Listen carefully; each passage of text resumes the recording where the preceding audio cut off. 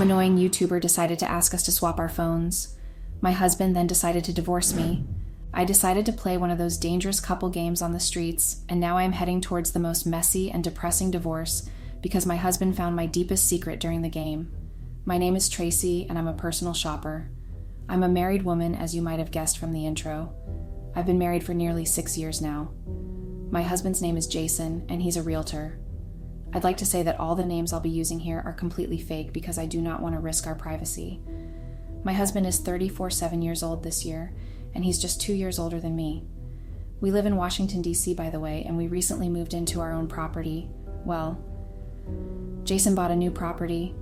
We've rented all through our marriage until recently. His job has always required time and travel, so we decided to wait till we're stable enough and have a clear view of the future before getting a property. Now that I'm about to tell you all how my marriage is on the verge of crumbling, I think it's only right to let you know if my marriage has always been bad. I feel disgusted because it is also thanks to Jason that I have a substantial career today. He has played a huge part in my success, and I am not scared to admit that. Well, to put it in the most vulgar way, I freaking messed up, and I am the cause of my marriage's downfall. Yes, I am the villain in this story, but I swear that I have not always been that way. 6 years ago, after saying yes to my husband at the altar, I knew I found a man that would genuinely love me. Jason and I found each other because we had always been searching for lifetime partners even before meeting. So, when we found each other, it became a dating spark that couldn't end no matter how we tried. By the time I met him, I was not at the peak of my career as a personal shopper yet, but I was doing just fine. I had my own little apartment by then, and I was taking good care of myself. Jason, on the other hand, had a little bit of stability, even more than me. He was a focused young man who had principles and wanted to work harder every day. Our professional values and personal values intertwined perfectly, and after just 2 years of dating, we got married. Even though he traveled a lot, it was never a problem for me because I was also busy with my own work. Plus, I already knew about the requirements of his job before we tied the knot. Jason also made sure he explained that his job required time and asked if I was okay with that. I knew what I was getting myself into before marriage, so it was not a problem for me. Along the line, I got more invested in my own job too.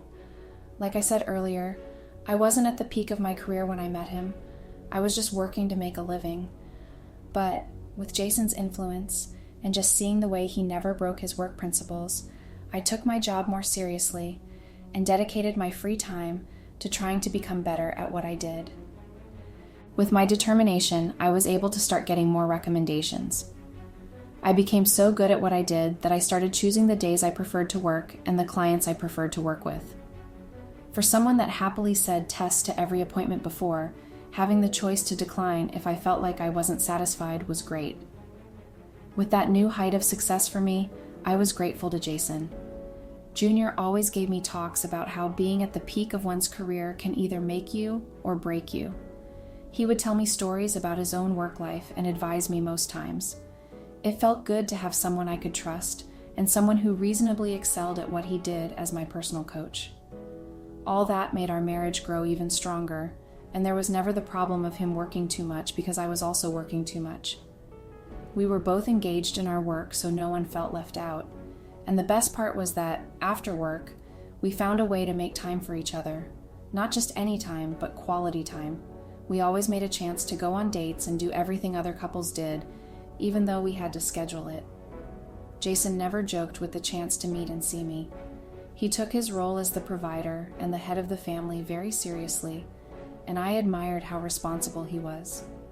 The topic of having kids came up several times, and the topic was either initiated by him or me. But we always amicably decided that having his wasn't at the top of our list at the time. But 3 years after our marriage, we have kids. I had our first child 3 years ago. After having our daughter, we decided to pause on having kids for some time. We made the decision to only have 2 kids and that we would start trying for the second one in some time. Just right in time before I approached 40. So you can see that we work together, right? We think together, and there was never a time anyone tried to make their own opinion superior. I felt secure in my marriage, and I always knew that I was in the right hands no matter what. There was no doubt, hate, or deceit. I believed I had the perfect marriage for the longest time until the cracks started to form. Where there is a crack, there definitely has to be someone who initiated it. And yes, my stupid freaking brain is the one that ruined what was the most secure marriage ever. It all started about a year ago. It's been a year since I decided to be the most foolish woman on planet Earth. A year since I became a part of the most questionable extramarital affair ever. Oh my God, I cannot believe how much I have messed up. I am utterly disappointed in myself. My hands are shaking as I write this. I have stared at the screen for days without hanging the courage to share my story, because I sometimes ask if this is a story worth sharing from my end. I feel like I messed up too much and I am just ashamed of myself. Too ashamed that each time I remember what I did and how I ruined my marriage, the self-guilt and disbelief piles up in my heart. I know I deserve it. I know I deserve no pity, in fact. My greediness brought me what I deserved, so what can I say? Like I have mentioned almost 1,000,000 times already, I wasn't at the peak of my career until after my marriage to Jason. He basically pioneered my career's success. Bringing him around, having his support, and coaching me in this position today. And when I got to this position, I got lured into misusing it. I find it disgusting that I cheated on him using what he decided to help me build. In case you have guessed already, then you must know that I am talking about my job. As a personal shopper, your job is basically to purchase things, mostly clothing accessories for your clients. Some clients prefer ghost shopping in the sense that they do not want to meet you. Some prefer to see who they're working with or even be with you during the purchase process so they can see what actually works for them and what they want to go with. All you need to do in a situation like that is to support them and just basically give your take on what they need and how they should go about it.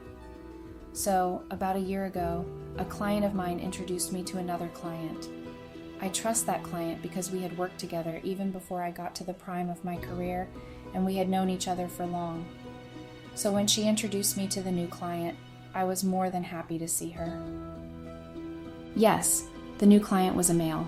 It wasn't the first time I worked with men. Though over 60% of my clients were women, I also worked with men a lot. So it wasn't the first time, and I really didn't see anything wrong with working with a man that time again. It was just that I had no idea that I was going to be working with a very flirty man. He's reasonably successful in his field of work. I don't want to mention what he does, but he's a successful man. He's very good looking and also has a very dominating presence attached to him. When we first met, he made it clear that our contract was going to be long-term since he had been on the lookout for a long-term personal shopper. He told me his friend, who was my longtime client, referred to him and that he trusted my abilities because of her. All he said were normal procedures, so I didn't care to think of it as anything else. But, just like you would guess, I discovered that he was going to require a lot of my time. It was almost like I was working every other day, and it became a full-time contract. For me, I never really got into full-time contracts, because first of all, I had several contacts already, and I also had a very busy schedule. I also cherished the moments I had with Jason, so getting into a full-time contract and jeopardizing that was never in my cards. I made this clear to the new client. Dan and I made him understand that there was no way I could work as frequently as he expected me to work. But even after an explanation, Dan was still focused on me getting into a full-time contract. He offered more money just to get me to accept his offer. I still said no because a full-time contract was not in my cards, but after dragging things back and forth, he finally decided to cut down my work hours and still left the pay as it was. He was a high-end contract and I knew his referral would go a long way, so I decided to accept his proposal. I came to the conclusion that since the work hours weren't going to be that much and the pay was reasonably more than I'd ever had, it was only right to say yes. Guys, I promise that I had no idea of what I was getting myself into. I always prioritized my marriage no matter what, and I never intentionally went into anything that would put that in jeopardy. I had all this in mind before getting into that contract. So, to be honest, I never knew Dan had other intentions. The contract was different, so I started spending a lot of time with him. When I say a lot of time, I actually mean a lot of time. At first, it started from just work, like strict work, but going forward, it became something else. Dan would either ask me to wait after my work hours with him for a coffee or a cold drink. I never accepted at first. I was always skeptical and made the point of saying no because I didn't think it was appropriate. Dan would try to make me understand that he had no ill intentions and just wanted to make me relax since he felt like I was stressed. After weeks of saying no, I started saying yes. I would just take the drink and leave right after because I was really stressed. But after I said yes to his drinks, he started texting me. Normally our texts were all about work and our next meeting, but it progressed to texting outside of work. You might want to ask, why didn't you just stop it when you noticed things were getting unprofessional? I feel like I ask myself the same question all the time. Why was I so dumb? Why didn't I just stop? What was the need to keep going when I knew it could only lead to disaster?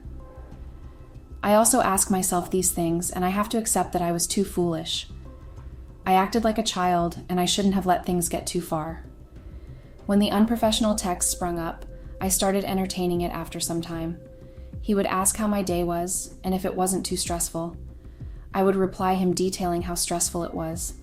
Our appointments were usually not every day. It was mostly like 3 times in a week, so we didn't see each other every single day. 3 times a week is huge compared to the time I spend with other clients. Normal contracts were usually just once a week. Before I go on, I'd like to remind you all about the dynamic between Jason and I. I told you guys he works and travels a lot, right? I also made it clear that it had never been a problem for me because I was also always busy and had a lot going on with my work. But since my contract with Dan, things actually changed. Dan was paying for most of my time, even though he cut off most of the work hours. I didn't take in other clients during the duration of our contract because he was paying enough, and due to the gravity of our work hours, I prioritized my rest more.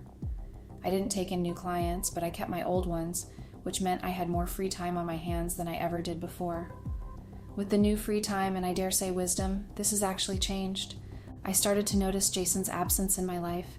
Yes, I actually started to notice his absence. You might wonder why that suddenly happened.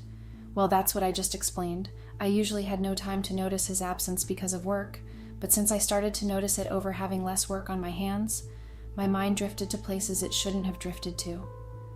I started to feel the empty space and the need to get someone to fill it. Whenever Jason was at work and I called, it was absurd for the both of us. Firstly, because I never really used to call him before. I never felt the need because I had too much on my hands. We mostly texted because we both knew we were busy. So, with my daughter in school and me alone at home, I started calling and texting more than I usually did. Jason never complained, but with time, I noticed that he got confused and started questioning things. When I noticed that, I decided to stop calling him too much.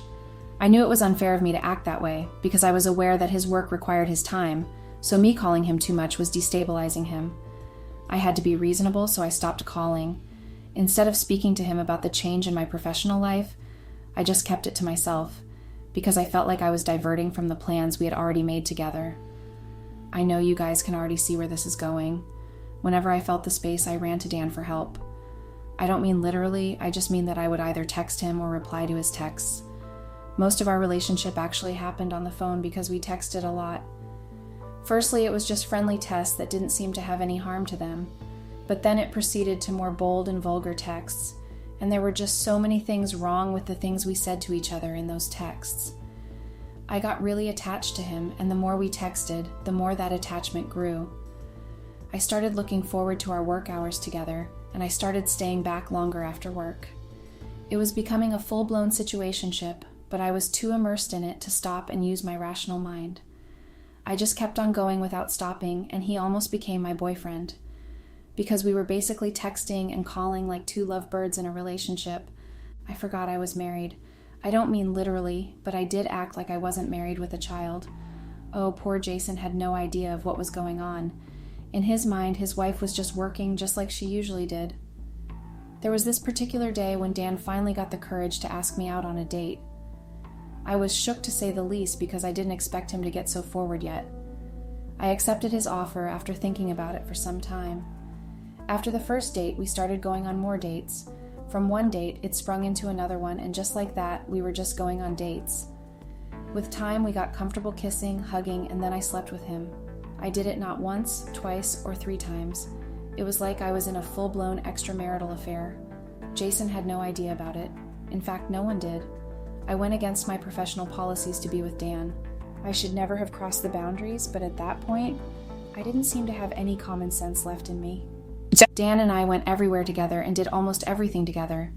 Even when I was supposed to be working, he would tell me there was no need. He splashed gifts on me. But before I go on, I'd like to make it clear that it wasn't the gifts I got from Dan that made me cheat on my husband. It was never the gifts, to be honest. I had my own money and a basin provided for me. I was living great and there was no need for me to get greedy. I just got stupid and did things without common sense. It was never about the money. I never revealed anything about my extramarital affair to Jason because I was well aware that he was not going to take it lightly when he discovered the truth. So I left him in the dark and practically gaslighted him throughout the duration of my relationship with Dan. So just 2 months ago, my contract with Dan officially ended. He was done with his project and everything he needed was sorted. It was supposed to end almost 3 months ago, but he drew it out just to spend more time with me. After the contact ended, he had to travel for something important, so we couldn't really see physically. We just texted and video called all the time. I took a little leave from work after he traveled because I was overwhelmed with emotions. My life had slowly started taking its previous shape, and I was realizing my mistakes. It was overbearing just thinking about what I'd done and looking back on my affair with Dan. The guilt started getting stronger, and even though we were still in contact, I found it unbearable to keep talking to him. But he didn't stop. He kept texting romantically, and when he noticed I was drifting, he would send romantic pictures we took together before. Just 2 weeks ago, something drastic happened. Jason usually took leaves off work once in a year, and it was usually towards the end of the year. But when he noticed that I took a leave of absence from work, he decided to take a leave early so we could spend time together. The new proximity was killing me with guilt, but I had no choice but to endure it all. So since we had a lot of time on our hands, we decided to go out. It was a random decision, but we decided to go out very late at night 2 weeks ago. My mother babysitted our daughter while we were out and about. After walking around and eating randomly, we decided to sit and get some rest. While sitting, a man approached us with a phone and a speaker, and we could visibly see someone recording him. I instantly knew it was one of those YouTubers who went around interviewing people on the streets. I'd seen some of their videos, and I knew it had to be one of those annoying interviews. I wanted to walk away, but Jason asked me to stay so we could see what they were up to. I'll have to stop here today, guys. This is as far as I can write for now since I'm being overcome with emotions. I'll update this soon. Please bear with me. Updated. Thank you all for your patience. It's been 4 months now. I'll update you on everything that has happened, and also continue from where I stopped previously. So the YouTuber we met asked us to play a couples game where we swapped phones to test our trust in each other. I immediately knew it was a bad idea and wanted to pull out, but then Jason was so interested in the game that he agreed to it. I wanted to use the "I trust my husband too much to play such games" card, but it didn't work. We swapped phones before I could blink, and he checked my phone. I checked his too because we were being recorded and I didn't want to seem suspicious. My hands were shaking and I could barely breathe because I knew what was coming. I never deleted the text with Dan because I had no idea a day where Jason and I would switch phones would come. Less than 5 minutes after scrolling through my phone, Jason on the stream threw my phone on the ground and left me with the YouTuber. I ran after him, but he warned me not to follow him, or else he would do something that both of us would regret. When I got to the house that night, he refused to unlock the door for me. I got a text from him saying he had filed for divorce and wanted me out of his life. I knew what he had seen, but I still wanted a chance to make things right. No matter what I said or did, even after using our daughter as an excuse for us not to get a divorce, he refused. He eventually sent me out of the house and I had to rent a hotel. I had tried my best, and I even went as far as begging my parents to help, but Jason had refused to budge. I became devastated and depressed, and I even went as far as sneaking up to the house to beg him. He refused to give me access to our daughter and went as far as fighting for custody. I went through a lot because I really wanted him to forgive him. He was the best husband anyone could have asked for, and I regret taking him for granted. Eventually I got 50% custody, but our divorce was traumatic. It has to be the worst phase of my life. I cried myself to sleep every night, and I still cry myself to sleep. He has refused to speak to me even with the divorce in process. My life is ruined, and I don't know what to do. It's even hard to get back to work, and even though I cut things off with Dan, I still can't get my life back together. I have lost my home all because I took my marriage for granted. I didn't know what I had until I lost it.